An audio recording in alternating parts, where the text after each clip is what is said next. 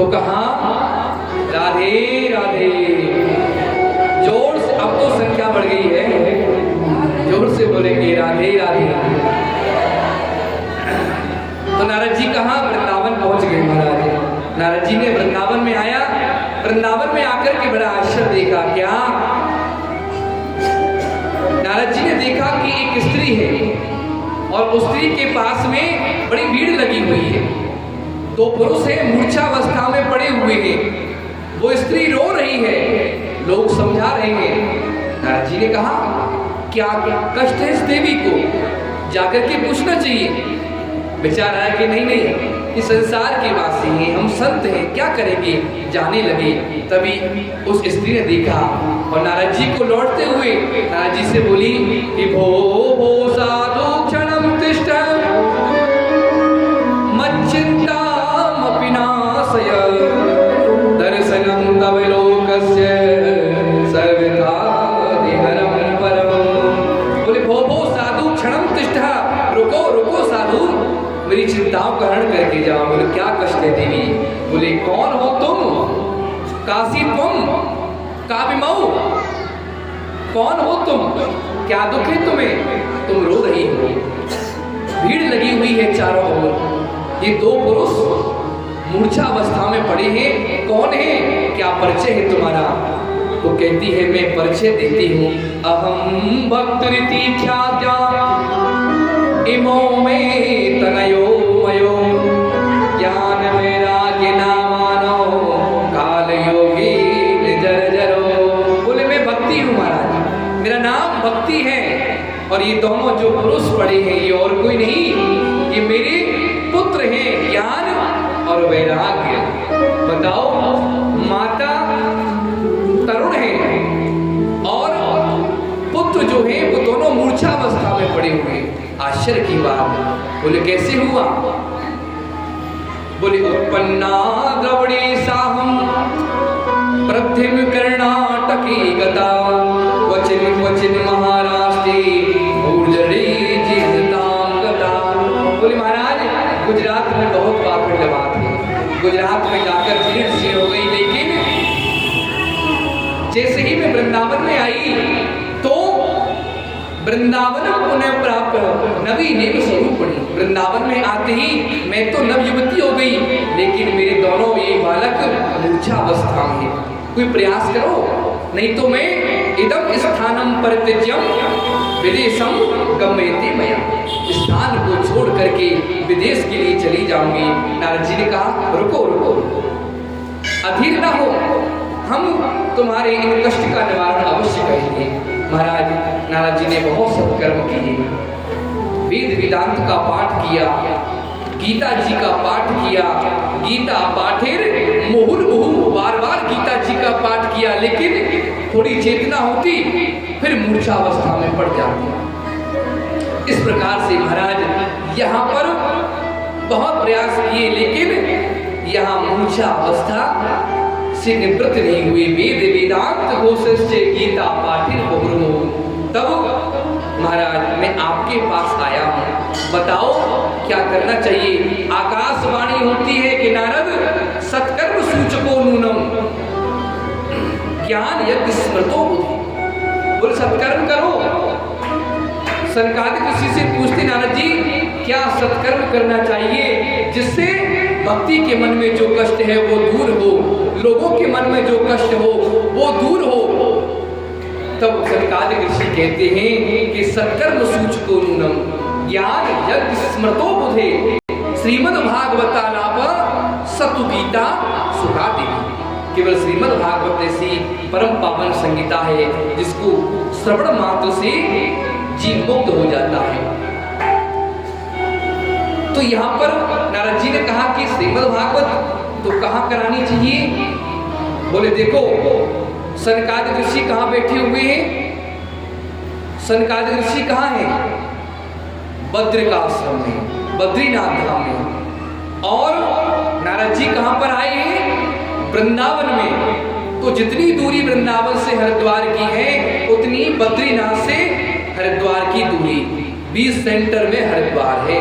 तो बोले तुम उधर से आओ, हम इधर से आवे, भक्ति ज्ञान वैराग्य को लेकर के इनके निमित्त कथा की जाए कहाँ, हरिद्वार में गंगा द्वार समीपे तू तटमानंद नामकम। गंगा के किनारे महाराज आनंद नामक तट पर व्यास मंच लगाया, नारद जी कथा कर रहे हैं भक्ति माता के निमित्त। सनकादिक ऋषि कथा कर रहे हैं और नारद जी कथा करा रहे हैं। बड़े आनंद की बात है। बड़े बड़े विद्वानों ने सुना महाराज, कुंभ जैसा वातावरण लग गया, सब लोग सुनने को आए। यहाँ कथा प्रारंभ होती है, सनकादिक ऋषि कथा सुनाते हैं, अनेक महिमा कहते हैं कि सदा सिद्ध्य श्रीमद् भागवती कथा यस्या श्रवण मात्रेण हरिश्चित्तम समासते।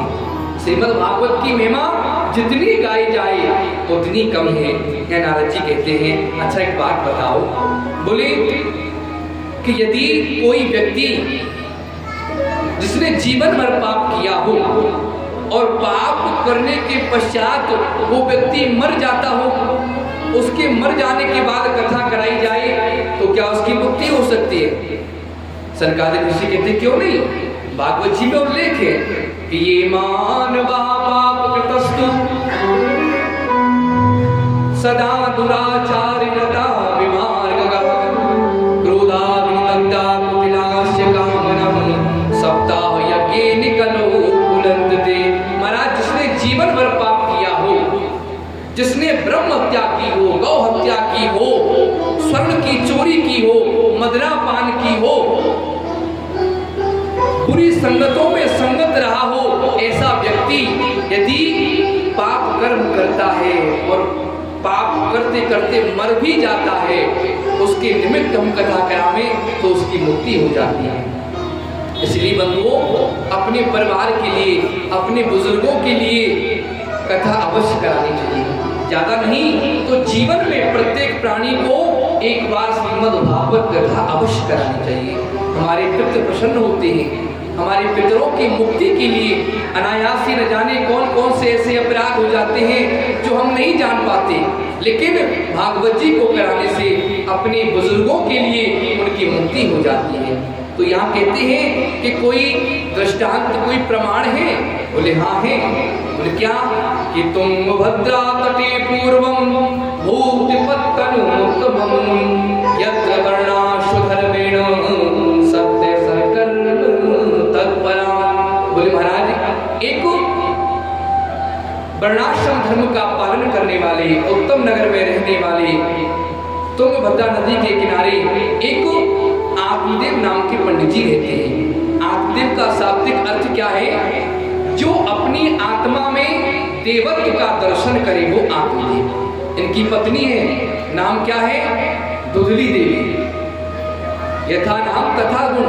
दुधली का अर्थ क्या है? जो तर्क करने वाली हो महाराज, हर बात पर तर्क करे वो दुधली देवी होती है। तो पंडित जी बेचारे बहुत भोले वाले, दुधली देवी हर बात पर तर्क करे, लेकिन पंडित जी के घर में कोई कमी नहीं। कमी थी एक बालक की, कोई खेलने वाली संतान उस आंगन में नहीं थी। पंडित जी बड़े दुखी। एक दिन पड़ोसी आते हैं, पड़ोसी कहते हैं पंडित जी क्या बात है, हम देखते हैं आपके घर कोई बालक नहीं है। बोले हाँ भैया क्या करें, जो ठाकुर जी की इच्छा। बोले हम देखते हैं कि तुलसी का बिरवा है सूख जाता है। बोले भैया जल देता हूँ, पर जाने क्यों सूख जाती है।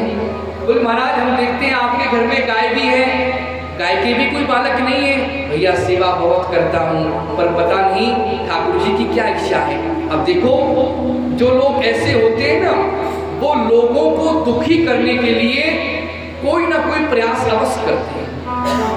तो पड़ोसी कहने लगे हम बताते हैं आपको।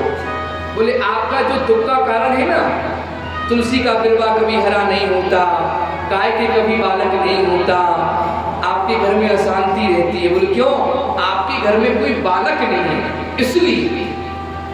आप बोले पंडित जी बेचारे बड़े दुखी हुए। एक दिन तो यहाँ तक रोने लगे, घर छोड़ दिया, परिवार छोड़ दिया, निश्चय कर लिया कि जाऊंगा या तो पुत्र प्राप्ति का वरदान मिल जाए, अन्यथा मैं मर जाऊंगा। नदी किनारे गए, बैठे रहे, रो रहे थे। संत निकले, संत ने देखा कोई ब्राह्मण है, द्वादश तिलक लगे हैं, यज्ञोपवीत है, तिलक है माथे पर। बोले ब्राह्मण देव क्या बात है? कथम रोदसी विप्रम, काते चिंता बलियसी, आप क्यों रो रहे हो, क्या चिंता है, मुझे बताओ।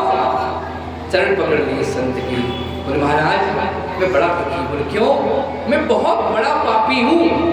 बोले क्या पाप किया तुमने। बोले मेरे कोई संतान नहीं है ना, इस पाप की वजह से मैं बहुत दुखी हूँ। मेरे घर में गाय है, उसकी बालक नहीं होता, तुलसी का बिरवा कभी हरा भरा नहीं होता। संत हंसने लगे, बोले पागल, तेरे बालक नहीं है, तेरे संतान नहीं है ना, तू अपने आप को पापी कहता है। तेरे संतान नहीं है तो तुझसे बड़ा कोई भाग्यशाली नहीं है। बोले क्यों, आप मुझे भाग्यशाली कहते हैं, संसार के लोग मुझे कोसते हैं, मेरा मुंह देखने का धर्म नहीं है, आप कहते हैं भाग्यशाली है। संत बोले बात बता, हमारे जीवन में बालक नहीं होता है तो हम 1 वर्ष रोते हैं, 2 वर्ष रोते हैं, 5 वर्ष रो लेंगे साहब, अंत में ठाकुर जी की इच्छा थी, नहीं है कोई बात नहीं, धैर्यता विश्वास दृढ़ कर लेती है।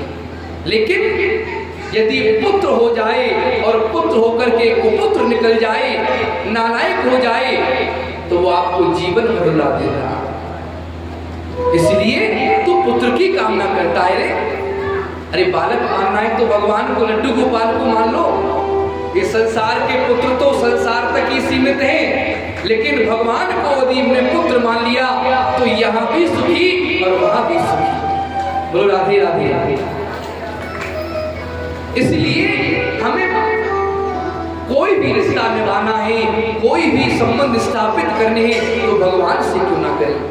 संत कहते हैं तो उससे बड़ा भाग्यशाली कोई नहीं। आप कहने लगे नहीं महाराज मुझे तो पुत्र प्राप्ति का वरदान चाहिए, नहीं तो मैं आपके सामने यही सरोवर में, इस तालाब